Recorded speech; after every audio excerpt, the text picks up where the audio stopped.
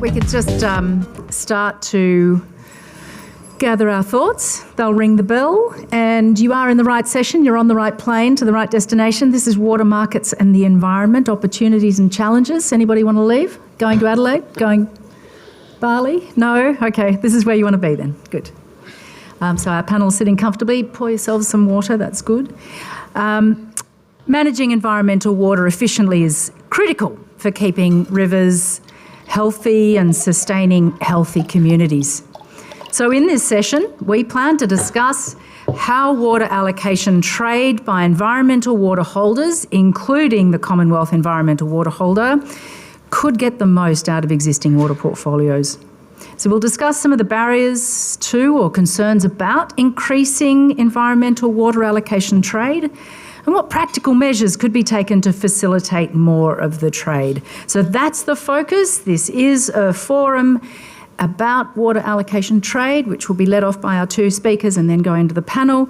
But out of scope will be, the Murray-Darling Basin Plan or water recovery targets. So those questions you can park. Sure, bash their ears at the end, but we'll try and restrict it because it's just an hour. We will find that hour's taken up with this task. So we will start by hearing from ABARES on their report on water trading for the environment, and from the Commonwealth Environmental Water Holder. So that's to be followed by our panel session with Dr. Deb Nias, who's an authority in this space already trading water for the wetlands and doing that work. And we also have the National Irrigators Council on the panel. And get your questions ready on that app if it's appeared as the live Q&A. They'll appear up here, or grab a microphone at the end and we can do it face to face. So first to John Walsh, who is an economist with Land and Water Economics with ABARES, to give us the new report on water markets. Thank you.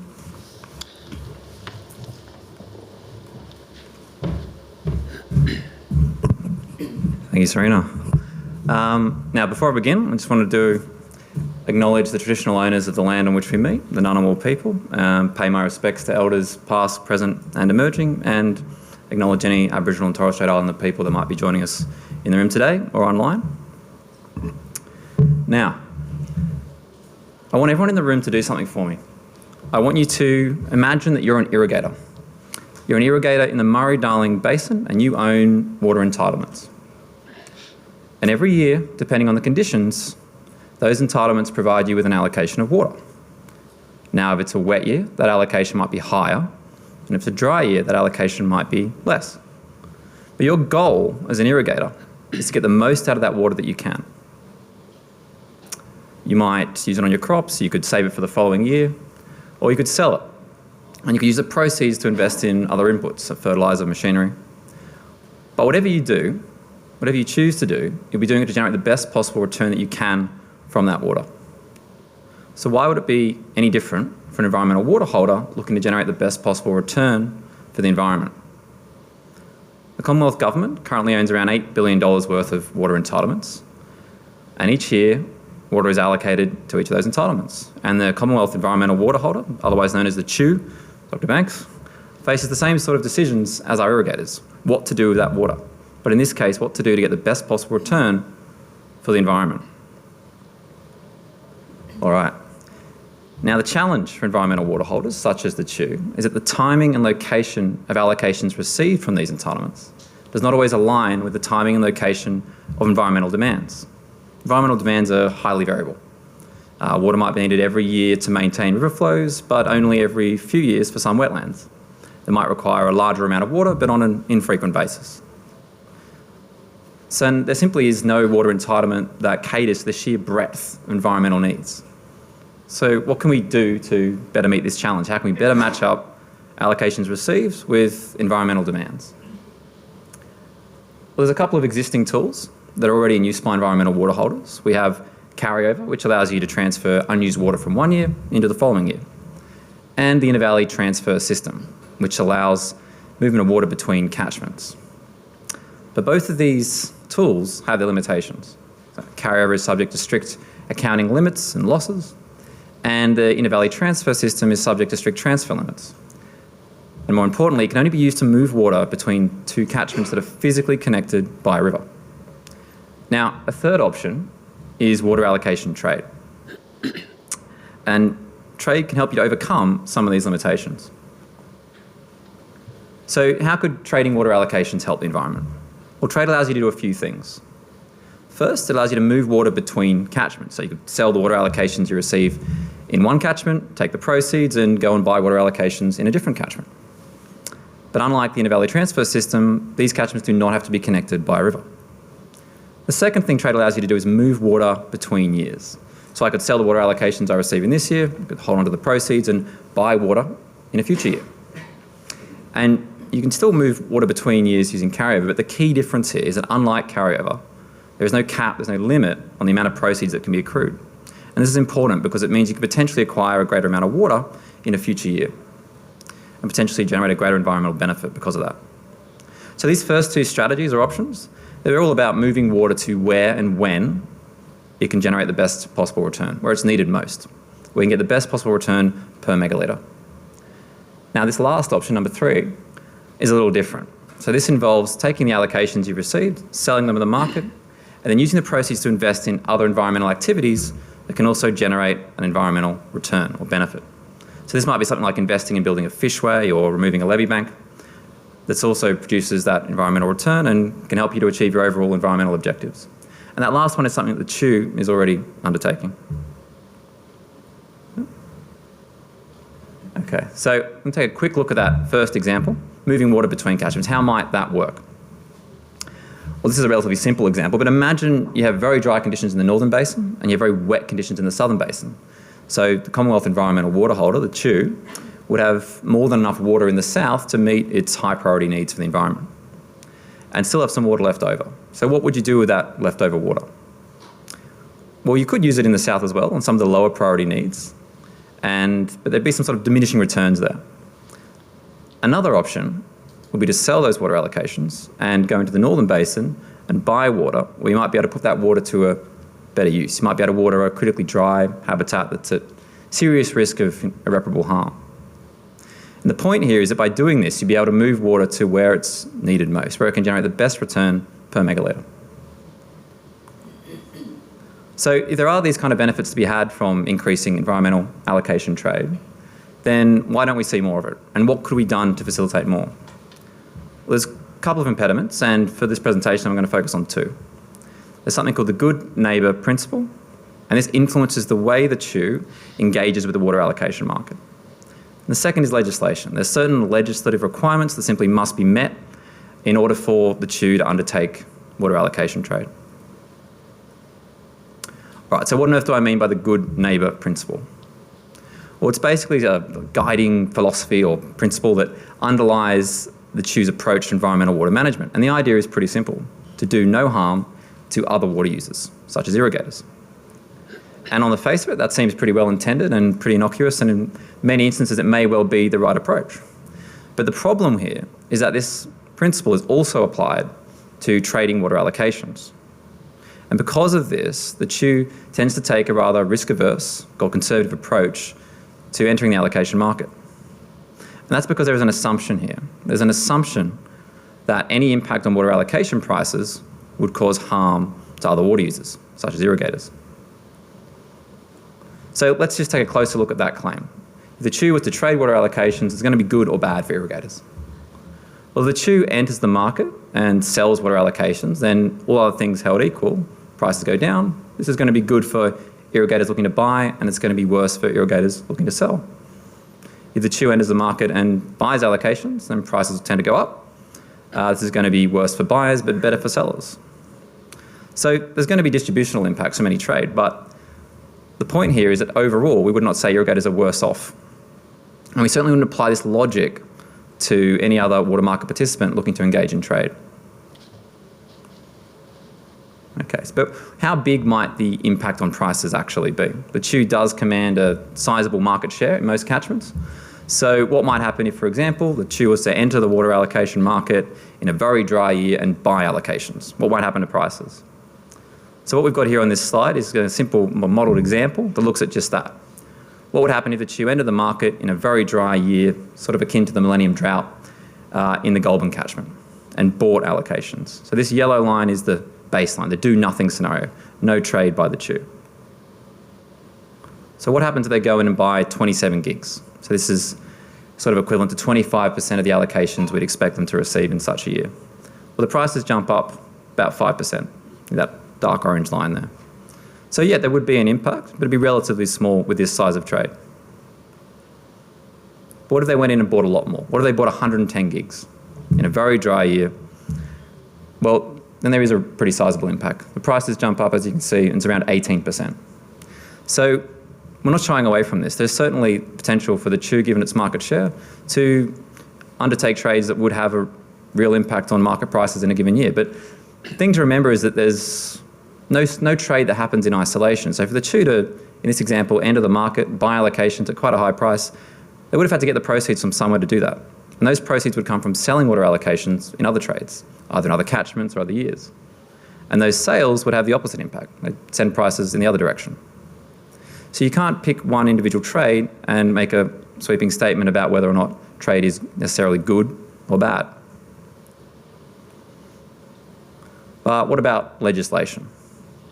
What are the legislative requirements that must be met in order for the Commonwealth Environmental Water Holder to undertake trade of allocations? Well, it all depends on what they do with the proceeds of trade. If the Chew is selling water to buy more water, perhaps in a different catchment, then they only have to show, they have to demonstrate, that that trade would result in greater environmental benefit overall, which seems fair enough and is probably the correct justification for undertaking a trade in the first place. However, if they're selling water to buy other inputs, to invest in other environmental activities, such as building a fishway, removing a levee bank, or maybe even something else like controlling invasive species, then there's two additional criteria that must be met. First, the catchment where the sale takes place must comply with its sustainable diversion limit. So what this means is that if the Chew was to enter a catchment, sell water to irrigators, and could then expect because of that sale that the sustainable diversion limit, would be exceeded in that catchment, then that trade could not go ahead. The second one, and this is really important, is that the inputs invested in by the Chew, the fishway constructed, other environmental activities funded, must improve the capacity of the Commonwealth Environmental Water Holdings to meet the objectives of the Environmental Watering Plan. So what does that mean? Well, it's interpreted as meaning that the activities invested in must be related to water delivery. And under this interpretation, this means the Chew is able to invest in things like building a fishway or removing a levee bank, but is not able to invest in some other activities that aren't specific to water delivery. So that might be something like controlling invasive species that could also produce an environmental benefit for water-dependent ecosystems. And the reason I'm telling you all this is firstly to say, yes, there are limitations on what the Chew can do with the proceeds of trade, but it all really points to a bigger question. What is the optimal balance of inputs, both water-related and non-water-related, to generate the best possible environmental outcomes for water-dependent ecosystems? Because if there's a chance that we are under-investing in some of those other activities, such as controlling invasive species, then that means there's additional environmental benefits that are not being realised. And there's trades that cannot be undertaken that would produce an environmental benefit. Now, I'm not pretending to have the answer to any of these questions, but I think they're worth asking, and I'd certainly welcome the views of the panel. So, summing up, seem to have some music for the summer. First, water allocation trade can help the environment. So it's all about getting the most out of the existing environmental water portfolios, which I think is something we can all agree on. Second, trading water allocations is consistent with being a good neighbour. So that good neighbour principle should not be extended and applied to constrain trading water allocations by the Chew. And last, as I said before, there are some bigger questions here looking ahead. What is the optimal mix of inputs to get the best possible environmental outcomes for the Murray-Darling Basin, for water-dependent ecosystems? Because it is possible that if the Chew is able to invest in a broader range of activities, they might be able to produce even greater environmental benefits. Thank you.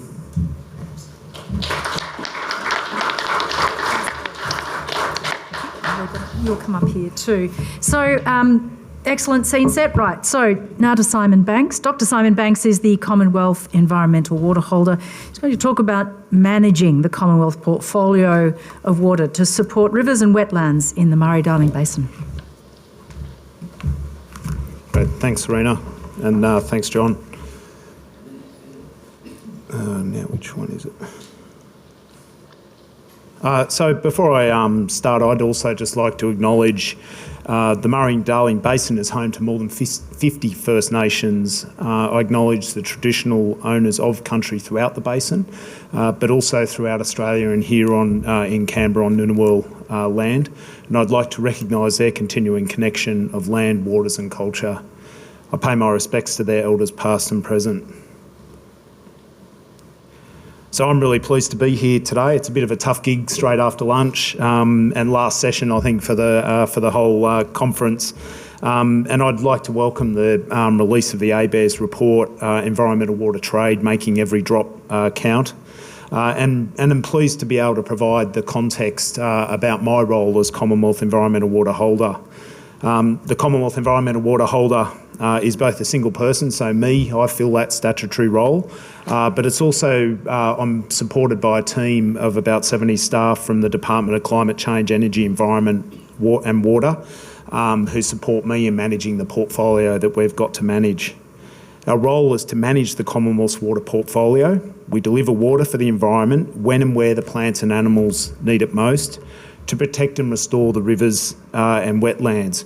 It's used to help rivers flow, keep native plants healthy and support the breeding and feeding of native animals, birds, fish and frogs. This is critical to keeping the rivers healthy so that they can continue to sustain healthy communities. Since 2009, we've delivered over 16,000 gigalitres of Commonwealth environmental water. That's the allocations. We've delivered that for the environment, equivalent to about 32 Sydney harbours. Our percentage of water entitlements is relatively modest, about 15% of the consumptive pool. And I acknowledge that there's other environmental water holders that also hold water. There's planned water, environmental water and other water that is available to the environment. But my responsibilities are for a fairly modest portion of it. We also are managing about 7% of the average inflows of the basin, and I think the good thing there is we've actually been able to achieve a huge amount through the active management of the water. We've supported more than 26,000 kilometres of basin waterways, inundated 420,000 hectares of lakes, wetlands, estuarine ecosystems and the floodplain. And we've built the resilience of 11 internationally significant Ramsar wetlands. Our impact can be particularly important in dry years, where Commonwealth environmental water can be a significant portion of the flow within the rivers or across the barrages out of the system. As the CHU, I have the same options available to me as other water users. We can deliver water, trade it, or carry over our annual allocations from one year to the next. We are subject to the same rules and pay the same fees and charges as all other entitlement holders that hold water. So we don't get any particular special treatment. One perhaps notable difference is we manage a portfolio worth billions of dollars across the whole of the Murray-Darling Basin. In fact, we are perhaps one of the most regulated water users in the basin. We have extra legislative and reporting requirements compared to other water users, which is understandable and comes with managing a large public asset in the national interest. In considering the options of delivery within the water year, carry over to the next water year, or trade, I manage water a bit like an irrigator, ensuring water is available when the crop needs it, or the environment in this case, when the environment needs it most. Like irrigators and other users, we have challenges in matching water availability with the demands that we've got from the environment. This includes timing of water availability. For example, in the southern basin, environmental demands are typically high in the winter-spring period. However, this coincides with the start of the water year, when there may be no or low allocations that are available for us to use. This is why carryover can be such an important tool for us to ensure we have water available to meet those early season demands or demands early in the water year. Similarly, the location of the water doesn't always align with where we need environmental water. We'll utilise the inter-valley transfers to move water where we can, and again, that's within the rules and the other requirements that we've got to meet. And obviously, trade is the other option.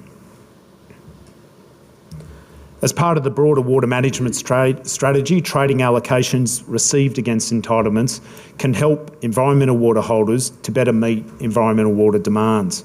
As John mentioned, it can include selling water in one catchment to buy in another, selling water in 1 year to buy water in a future year, and selling water and using the proceeds to fund other activities that contribute towards environmental objectives, and that can be removing barriers within wetlands or improving fish passage. This is not a new, trade is not a new concept to us. Since 2014, the CHU has sold a total of about 60 gigalitres of annual allocations, generating just over $18 million worth of proceeds. Any decision to trade is made independently. Under the Commonwealth Water Act, I cannot be subject to a direction by the Minister or the Secretary of the Department in relation to trade. The key driver, and John talked a bit about this, is that we must be able to demonstrate that the trade is expected to deliver an equal or greater environmental result. The CHU has sold allocations on 5 occasions since 2014. In addition, we ran a tender to sell water allocations in the Goulburn in January 2023, which did not result in a sale, and that's because no offers received were above or at or above the minimum price that was set for that trade. When disposing of water allocations as a public asset, the CHU is required, or I'm required, to set a minimum price to ensure that the asset sold represents value for money. In the case of the trade in January, we instead carried that water over and it was available for use in the new water year, which has value, it continues to have a value to the portfolio. We're a conscientious operator. We trade ethically and with a sense of obligation to other water users within the Murray-Darling Basin. We have a transparent process. Our trade intentions are listed on our website. We have trade rules and legislation that are also listed on our website. We have clear operating rules that provide clear guidelines on how the CHU and the CHU staff will behave through the trading process. We are very aware that that we have market-sensitive information, so we have very strong protocols in place to ensure that we observe the sensitivities around market-sensitive information. And we also consider our impact on price. This is one of the biggest challenges to both the perception and the reality that our trades may have on market implications. The work that John and the ABARES team have done in their report on price impacts is valuable evidence that we'll be able to use to guide our future consideration around trade. As mentioned, one of the options available to me is to sell water allocations and use the proceeds to fund environmental activities. We have what's called the Commonwealth Environmental Activities Framework.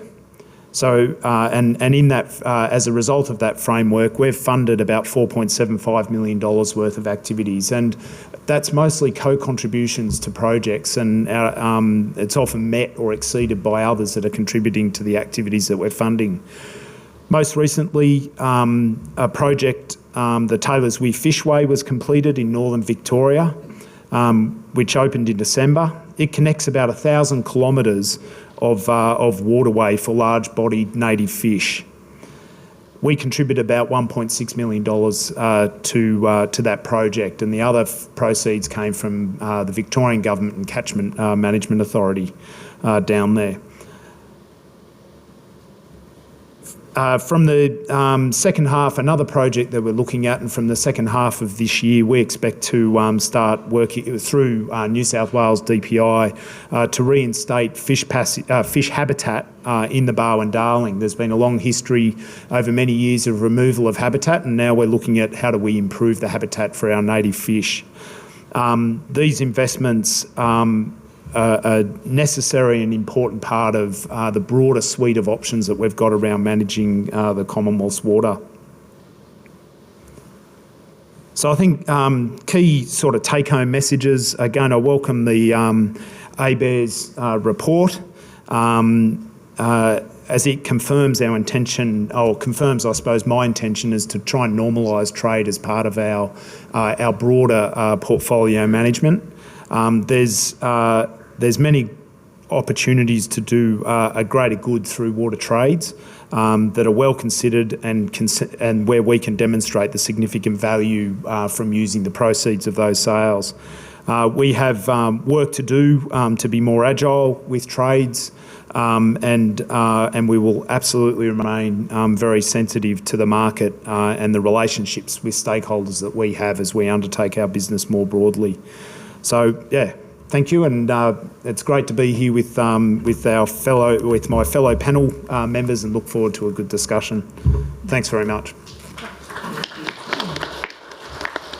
Okay, so we've outlined the case. I think we'll introduce the two other panel members, and they'll just have a bit of a comment, and then we can open the floor up to the questions that we've sort of got prepared to explore the area a bit more, and then questions coming in. So Dr. Deborah Nias is the Chief Executive Officer of the Murray-Darling Wetlands Working Group, and together with the Nature Conservancy and Kilter Fund, they are the leaders in the field of delivering environmental wetland restoration. So could I ask you perhaps to tell us a bit about your work and what role the water market plays in your approach to environmental water management, and what the long-term benefits are? Sure, thank you. So I work for that very long, complicated named group. We're a not-for-profit, an NGO group. We've been around for about 30 years. We approach this issue around how do you get water to wetlands slightly differently in recent years, because trying to deliver water into wetlands, it's complex, it's costly, there's never enough money, and there's never enough water. So we, working with the Nature Conservancy and with Kilter Rural, we developed a new product where we felt that people would like to invest in this sort of scheme, I guess, this sort of product, where we set up a fund. It's a little bit like, I guess, a bit like your superannuation funds. It's a little bit like that. Investors come in, they buy into the fund, and then the fund, which is run by Kilter Rural, then buys up entitlements, and that is traded or leased each year, and there's a return back to the investors, and it's impact investment. So the return is less than what it would be if they were to water trade themselves, okay? So it's an impact. It's like ethical investing in a way, but it's impact investing. And we wanted to test whether or not this was going to be something that was going to have an appetite in Australia, because TNC, the Nature Conservancy Global, were very interested in this as well, as a potential tool to fix some of these issues around that there's just not enough money, essentially, to do what's needed in the environmental space. And we knew that there were people who did want to put their money in this space. So how could we help make that happen? So that was developed now, I think, 5 years ago. And through that mechanism, some of the water and some of the funds through that trade, for instance, is donated through the Environmental Water Trust and then through to the Wetlands Working Group, and we manage the water out there on properties, and we use the money to make those things happen. We've been doing this particular way in the last 5 years, but we were managing water for the environment and trading before the Commonwealth Environmental Water Holder was invented. MDBA was the MDBC at the time, and we were doing that on behalf of the New South Wales Government, and we did trade water. We traded it very carefully with all the sort of considerations that Simon's outlined. We had the same issues and concerns. And the funds were used for the same reasons. So we used them for improving flow, for instance. If you've got culverts, very practical on-ground things. If you've got culverts, you can't get the right amount of flow into a wetland. Fishways, fish traps, carp screens, engagement activities with the community. You can't do this without the community, particularly the regional communities, being on board with it. If they don't like it, you're going to struggle. We also work with private landholders because we believe that was our particular space. People may say, why private landholders? Well, over 90% of the wetlands in the Murray-Darling Basin are on private property. So that's where we need to work. So we were doing that, and we found it a very useful tool. We see it as a tool, and we're a very small player compared to the Commonwealth. We're a little bit more agile than the Commonwealth is able to be. And as a private organisation, we have different sort of accountabilities and responsibilities. But we still take social licence very seriously, and we operate in that space of being able to bring in a whole new different group of people who want to actually help this, rehabilitate wetlands and rivers, and this gives them an opportunity to get involved. Yeah. So we can take questions for Deb in a minute, but we'll hear from Zara Lewin. She's the CEO of the National Irrigators Council, here to canvass how the water market can be used to address environmental, social and cultural outcomes. And I was just going to ask you, so often we're told allowing the CHU to sell water temporarily or sell allocations is a win-win for the environment and communities. How is it so? Thank you. So National Irrigators Council, we have members who are irrigators right around the basin and across Australia, and coming from a regional community and living in one of the valleys where Simon has traded in the past, we've seen that benefit of the win-win directly in the community. So depending on the timing, and the key here is a trade has to be mutually agreeable. So you've got to have willing buyers and sellers participating at a time that suits them both. And so when we've seen it, for example, in the Guida, it happened when irrigators were short water at the tail end of the season, and there was an opportunity for the purchase of additional water needs that they needed. So they got to finish a crop, or they got to get a little bit more yield than they were expecting at that time. And then that generates that flow through farm gate income. And so what we saw in the most recent trade, whilst irrigators paid a premium price at that time because of the timing, the market's gone further since, but at the time it was a significant price.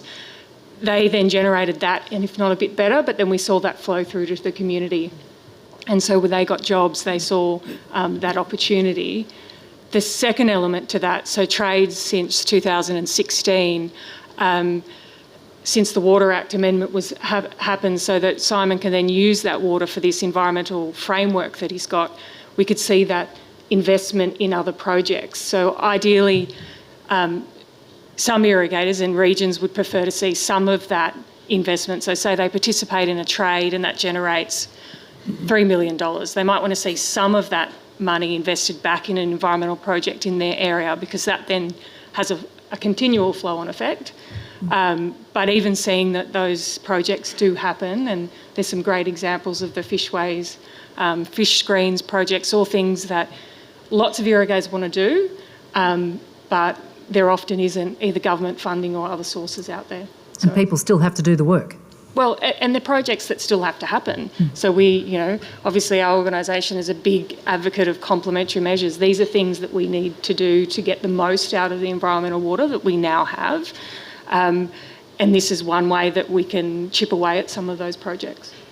All right, so to John Walsh, in your presentation you showed what might happen if CHU bought water allocations, but what about if CHU sold large amounts of water, would prices crash? So how do you address that concern of dictating market prices? Yeah, so on the first part of that question, what would happen if the CHU, so in the presentation looked at buying allocations in a dry year, and we showed that because it's quite a concern from certain groups. But if they were to enter the market and sell allocations in a wet year, that's something we showed in our report. So if you have a chance to look through the report, you'll see some examples there. But this sort of crashing the market idea, from what we've looked at, we haven't seen, we don't think that's quite really the case. So the example in the report that we use is that what would happen if the Commonwealth Environmental Water Holder sold a large amount of water, like all of its allocations that it received, in a very wet year. And again, we use the Goulburn catchment where they have a sizable market share. And it's around 300 gigs, which is a huge amount of water. And we do this just for illustrative purposes, but the price drop that we've seen in our modelling example is a drop from sort of $60 down to $40. So it's a $20 drop. And that is, in percentage terms, quite a significant impact. And it's just one example, but from what we've looked at, I'm not convinced that the price would just sort of crash to zero as a result of the CHU trading allocations. But there was a second part to that question, I think, as well. Well, yes, dictating market prices.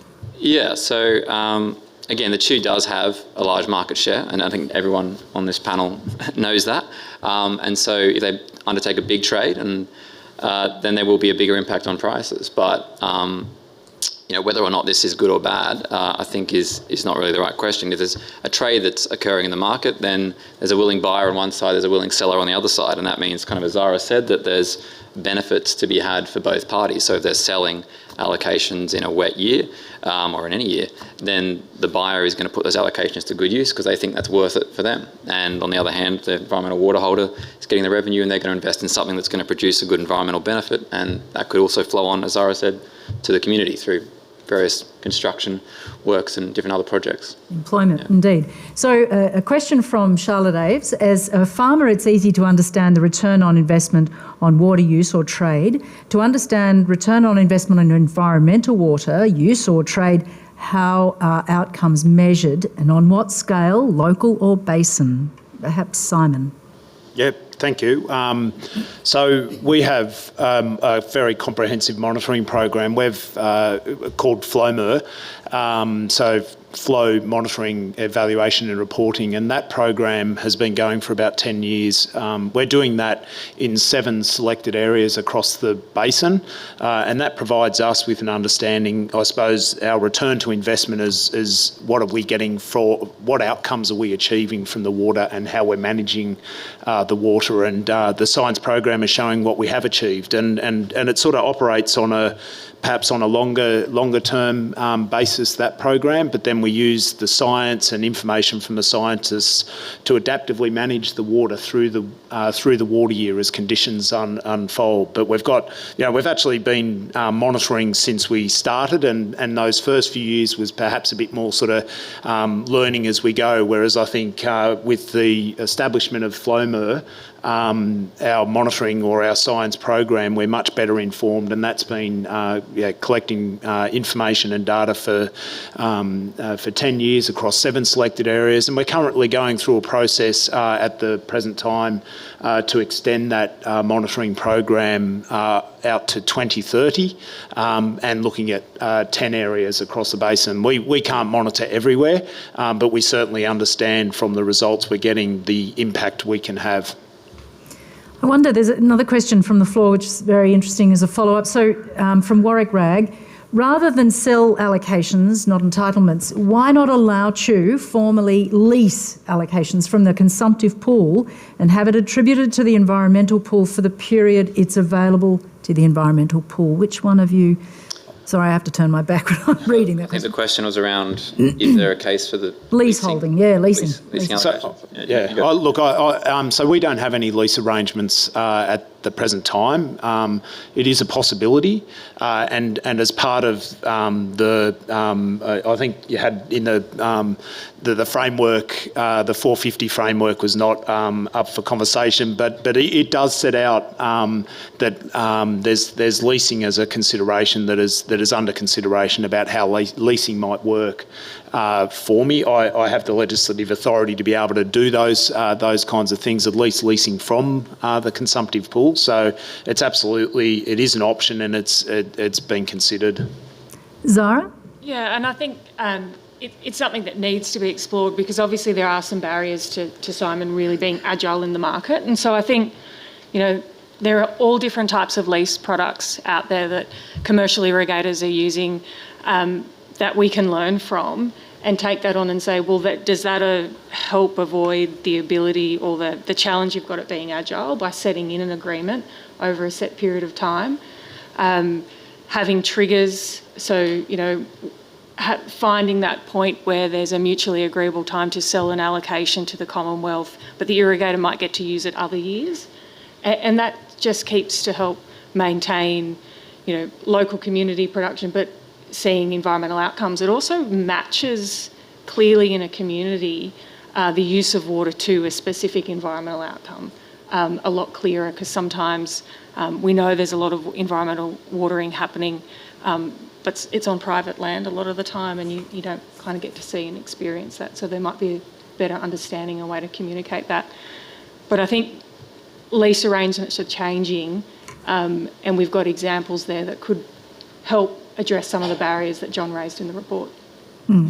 Leasing is something that Kilter uses in the management of the Balance Fund, and the experience that we've had with it is farmers may have a large entitlement allocation, and they can sell it and then get it lease it back, and then in that way they free up their capital. So they're able to use their capital for on-farm improvements, etc. So it's a valuable tool from our point of view, for sure. Okay. Simon Banks. So to date, the CHOOS allocation trading has been limited to selling water allocations to fund other environmental activities. Why hasn't CHOO undertaken other types of trades, such as selling in one catchment and buying in another? Yeah, to date we've used, I suppose, the inter-valley transfer sort of system where we've needed to. The early trades were selling water where we've got now proceeds to be able to acquire water. So I suppose at the present time we haven't sort of explored that, the use of trade. We've only traded 5 times to sort of what role that might play in setting ourselves up in different valleys to achieve what we need to do. We did have as an event-based mechanism up in the Northern Basin, which was not an allocation purchase, but we certainly we acquired some water from a private storage to complete the bird breeding event in Narran Lakes, which is an internationally significant Ramsar site. So we've, while it wasn't a market sort of allocation, we went through a grant process to acquire the rights to some of that water in a storage in the Northern Basin to support good environmental outcomes. John, how can we be sure that there really are benefits from CHOO increasing allocation trade? What's wrong with the current approach? Yeah, fair question. Look, I think, as Simon has said, that they've only traded allocations on 5 occasions. So if you kind of flip that question on its head and you ask yourself, well, if there was no case for them increasing trade, if we thought those 5 trades are great, no need to trade again, for that to be valid, for that to be true, you'd have to say that the allocations received from the current portfolio perfectly align with all environmental demands in every catchment, every month and every year from now until the end of time, and that's obviously highly unlikely, particularly given as well we've got a sort of changing climate ahead of us, and so having that flexibility in the CHOOS management by using allocation trade, or even perhaps using some of the sort of leasing arrangements and other products that exist, then anything that allows the CHOO to better match up its environmental needs with allocations it has with its portfolio, then I think that's going to produce benefits. And there was the word agile used, I think, by you, Zara. So perhaps Simon can answer a bit more of that question in depth. So we've seen a variety of weather conditions so far this water year. How do you, as the Commonwealth Environmental Water Holder, remain agile and responsive to these ongoing changes? Well, in terms of our water delivery, we use the science information, people on the ground. We've got local engagement officers out in different parts of the basin, but also just intelligence and information from community members, the farmers that are out living in the property on the land or the country out there. We'll connect with them to understand how we need to adjust our water delivery. In terms of our agility around trade at the current current time, to date, the process has been through a tender program. We're currently exploring, perhaps other tools like how we might use brokers going forward to hopefully increase our agility in terms of engaging with the market to support, where we've got those proceeds to invest those funding in good environmental activities. Deb, talking of agility, how do you strike the right balance between water and other inputs? So we come from the position of we're trying to get water out onto the properties to improve the environment, and we'll identify and adopt a lot of different ways of doing that, and that could be in partnerships with lots of different organisations. This doesn't get done on your own. It will be working with state agencies, for instance, working with the farmers themselves. The agility part it's really, flexibility and agility is really important in this space, I believe, because you can get the predictions on what the weather's going to do and then it doesn't do what it was predicted to do. You think it's going to be a wet year, it's not, it's a dry year, or it's a dry year and it suddenly becomes, vice versa. So you have to write we write our plans, our annual plans and our strategies to take that into account. So we identify strategies and methods for, a variety of different scenarios. So we really do scenario planning. And as we go through literally each day, we have conversations of how is it looking in this particular area, where's it going, where's it heading, and we'll start to shift around accordingly.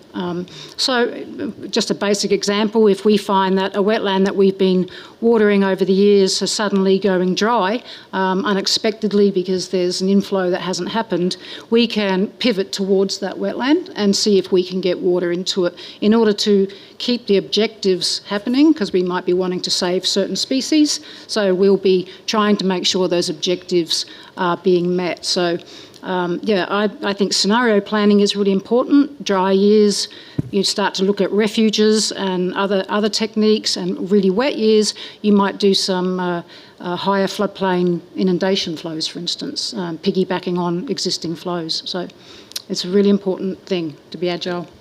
Just to jump on that one, piggybacking on existing flows, but I think people think about the CHU trading allocations and it's going to either make the low year price years lower price again and the high price years higher price again, but that's not necessarily the case. And then you have an occasion where the CHU might piggyback on existing flows by buying water allocations in a relatively wet year, then that's actually going to, if anything, sort of soften the price spikes that you see, because you're not going to have the price go quite as low because there's going to be additional demand from someone like the CHU.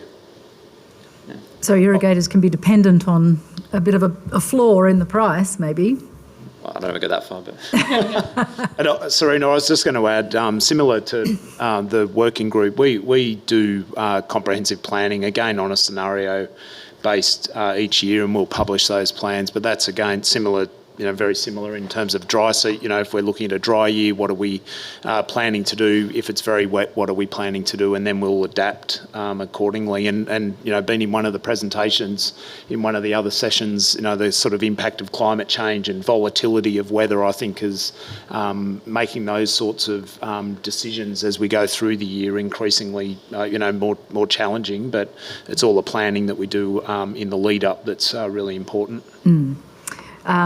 There is a question, but I think it actually just goes to what you were just talking about. So from Anonymous, but anyway, how involved is the CHU in the government's decision-making process for determining where, how and how much and what type of entitlements are purchased? Yeah, so that goes to, again, the 450 framework that has been out for consultation. But we will absolutely provide advice to the department, to our colleagues in the department, about the types of entitlements. Like, we've got now 15 years of good operational experience working with the community that we can draw on to provide advice. There's a range of criteria that the department needs to consider in terms of making decisions about where to buy entitlement, but we certainly, have a view about the sorts of products that we can achieve good outcomes from, and I think it's a good thing for us to use our experience and provide that advice into the department to inform their water recovery programs. Okay, so the irrigators now. So Zara, do all irrigators feel the same way about Chew's water trading allocations? Do cotton irrigators feel the same as rice irrigators? Well, you could probably get them all in a room and then probably get a lot of different answers. I think back to the original point is it depends on how they want to be involved in the market. So there's obviously, if you're a buyer or a seller, the impacts could be different. And obviously the scale of what the Commonwealth Environmental Water Holder has and the other state environmental water holders too is a concern for the industry in terms of how they might participate. It's not something that can't be resolved with some good strategies and planning, and there are some market rules coming in about how you go about that in the next few years. The key is just to be cognizant of it, but not let it to be a barrier. The other point I'd make too is that the industry as a whole goes back to first principles on a lot of this. The water market and its development was something that came through the NWI process, which is the National Water Initiative. And a key component of that set up a framework that allows Simon to be in the market and to be the Commonwealth Environmental Water Holder under the Basin Plan reforms. So we don't want him to have any different conditions to an irrigator, and we just need to find a way to work together. And I think the irrigation industry stepped up and is using the market to the best of their ability. And we've seen, sometimes there's impacts of that on themselves, but it's there now, it's not going away. And so we think, all players should have the same opportunities. Well, let's get to the headline idea of the good neighbour principle. Can each of you speak about what an impact that means in water trading terms? So, John, first, you looked at, it acts under a good neighbour principle. What does that mean? Yes, Simon can correct me here, of course, but from what I understand of the good neighbour principle, so it's not a legal requirement. It's more of a sort of a guiding philosophy or a vibe. But it's very well intended, and the idea is, as I said, to do no harm to other water users, and that of course includes irrigators. And in many instances, and Simon might be able to give some examples here, that may well be the right approach, probably is the right approach, but in terms of applying that to allocation trade, then you kind of get a bit messed up there, because you end up having to decide on whether a trade is good or bad. And at the end of the day, there's a buyer and a seller. If they're entering a transaction, it's mutually beneficial for the buyer and the seller. And so from where we stand, on a sort of principle standpoint, we would say that you shouldn't be applying that kind of philosophy to allocation trade, because it will sort of hinder the Chew's ability to meet some of these more regular environmental demands and get the most out of its existing water portfolio. But it's also very easy for me to say that in our sort of economics ivory tower, given that Simon has to, of course, maintain a degree of social license and he's got relationships to manage, so I do appreciate that. But from where I stand, it seems that it's been over-applied to trade practices. Do you feel hemmed in by it, Simon? Look, I think it's a good principle that we should operate to, and in fact our trading framework, I think, establishes the sort of operating rules and things like that for ourselves in terms of how we engage with the market to make sure we are operating in a reasonable way. And that's all publicly available, our trading framework, the operating protocols, and that's thinking about, that we're not going to dump water on the market. We're going to do it in a very careful, measured way. We've got, rules around how our staff and myself operate in terms of handling information and all those sorts of things that, apply really to everyone. So, I think it goes a bit to the social licence and our own interests in trying to, maximise value from the portfolio that we're managing. We want to work with the market that's operating and be a good sort of model operator within the market. Questions can come from the floor, so please put your hand up if you need to. But we'll go to the irrigators. What do you think about the good neighbour principle? Should it be applied to environmental water trade? Look, I think it's got to be part of the considerations because of the market share and the possible implications. But I think that's also about the Commonwealth being, just a regular participant. All market participants should be good neighbours, but that doesn't mean that that's the driving force behind some of it. We've got to remember that the Simon's got a responsibility to deliver environmental outcomes, and so he's got planning around that as well. So there's always going to be a limit to the amount of allocation he might be able to put on the market, because there is those demands that will consistently exist. We just need to see more examples of it and see how it works and walk that line. But I think it's a principle that needs to stay for relationships, and to address the concern about how much participation and what's the timing and the scale of it. Well, what about maybe from a slightly different perspective, because it's a different, it's working outside that system. How does the MDWWG work with landholders, the community and irrigators? Mutually beneficial? Well, I certainly hope it's mutually beneficial. We keep getting asked back, so that's our kind of measure. We do more and more each year. We have, more and more wetlands in our kind of portfolio. We have more landholders wanting to work with us. So if that's a measure of success, then hopefully it is mutually beneficial. But sure, whenever we do any kind of wetland watering on property, it's a discussion with the landholder around what their objectives are, what their vision is, why do they want us there, what are they hoping to achieve. We will look carefully at their neighbours, like we'll literally go and see their neighbours' properties, because we need to understand, if we put water in this particular place, is it going to flow over a council road? Is it going to flow into a forest where it shouldn't be? Is it going to do something it's not supposed to do? So we have to look, these are like logistics that you have to look at, and sometimes you end up not watering those wetlands because of logistics and they're too difficult. So we work very closely in that space. We try to be good neighbours with government. We work with government. We work with all the different agencies, different groups. We've had irrigators on our board. Irrigators are on our board now. So I'd like to think that we're in that space. But at the end of the day, we are trying to achieve environmental outcomes, and that's true. But I believe that we're also trying to shift attitudes towards the environmental watering space, and I see that happening. Farmers, irrigators, there's one thing they're really good at, shifting water, right? And when they do that on their own property and they see the outcomes and they see the birds and the trees and all those sorts of things, they love it. They absolutely love it. And they become advocates for exactly this sort of thing, and they do talk to their neighbours, and they will talk about trading, and they will talk about those sorts of issues. And I think when the community starts talking about these issues together, rather than us all talking about it to each other here, when the community gets on board and starts dealing with these issues, then I think that's good neighbour principle. Okay. I'll just add one thing. Oh, cool. Just a question for Simon, not to put him on the spot too much, but if the good neighbour principle, if we put that aside, is there other barriers in your view that preventing greater allocation? I think logistics might potentially be one of those, but.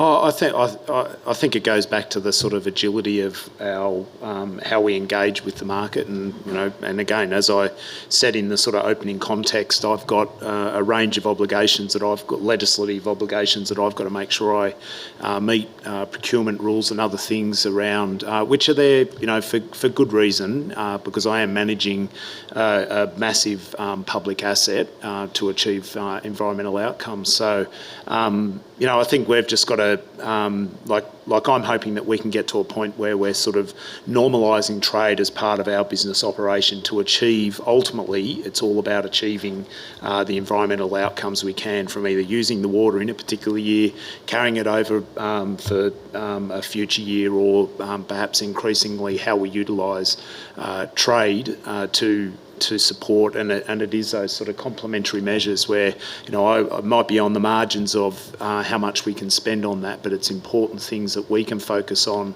that are important to to enhancing, I suppose, the outcomes that we get from the water that we're managing.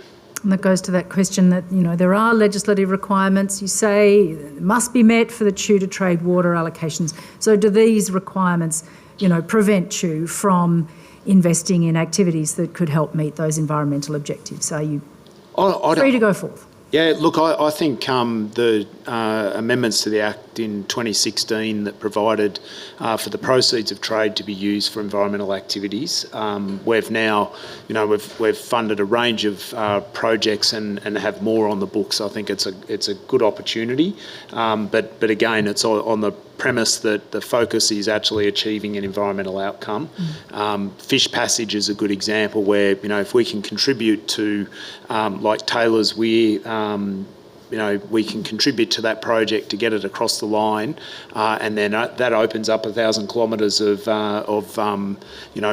river to our large-bodied native fish. Like, that's a great outcome, and then we'll use water through that system, which ultimately is aimed at trying to improve our native fish populations. Yes, which are very much in trouble, aren't they? So, we are having to wrap up. This is the end of the day. Maybe a question, a statement from each of you about the position that has been posed, about how Chew's responded, starting from the other end. So, Deb. Thanks. Well, water trade is a tool. It's a legitimate market. It's here. I don't think it's going away anytime soon. Can it be improved? Most likely.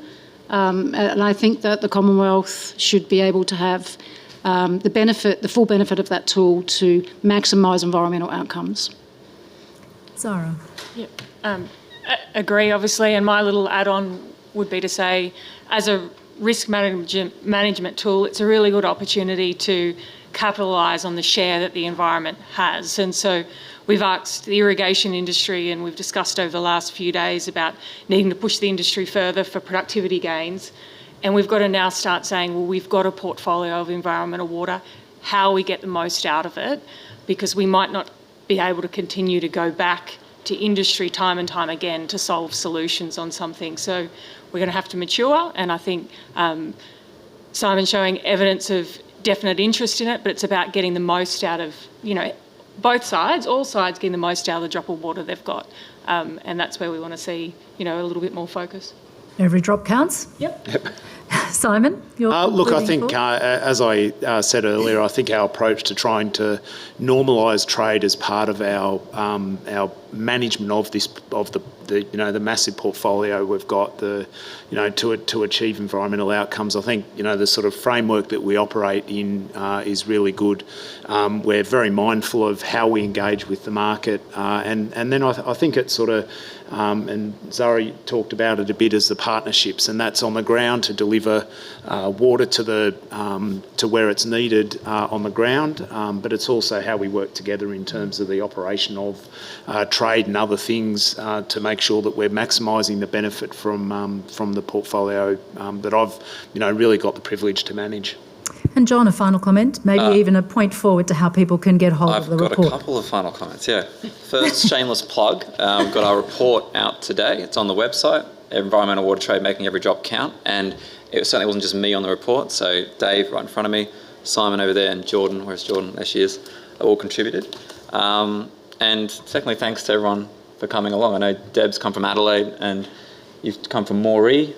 And Simon's come from Barton, everyone's come a long way to be here. And it's been a really valuable discussion, so I've certainly learned a lot. In terms of final comments, I would say, it's all about getting the most out of the existing environmental water portfolio. I think we kind of all agree on that. And at the end of the day, we can talk about some of the more complicated things like the legislation, but there's some low-hanging fruit here. So there's some additional sort of common sense trades that, in our view, the Chew could make to really realise some additional environmental benefits, which I think would be a good thing. Well, it's such a contested space, isn't it? Water and irrigation and, since the Millennium Drought when the NWI was begun, I suppose. So to have such an amenable group has been very pleasant. Way to end ABARES Outlook Conference. So please, thank our panel. Take it out the back.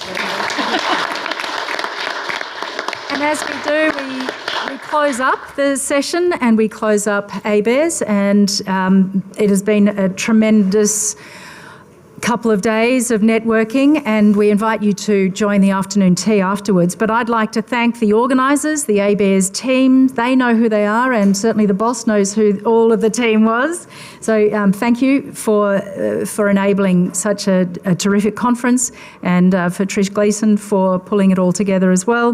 The delegates, you've come from far and wide, and we do appreciate your presence, and also those online. That sort of blended model is working nicely. And for the speakers, for giving of their time, and ABARES hopes you enjoy the networking. Please let it continue. And to CSIRO and AgriFutures partners who have been the partners of ABARES. Please join afternoon tea. Thank you.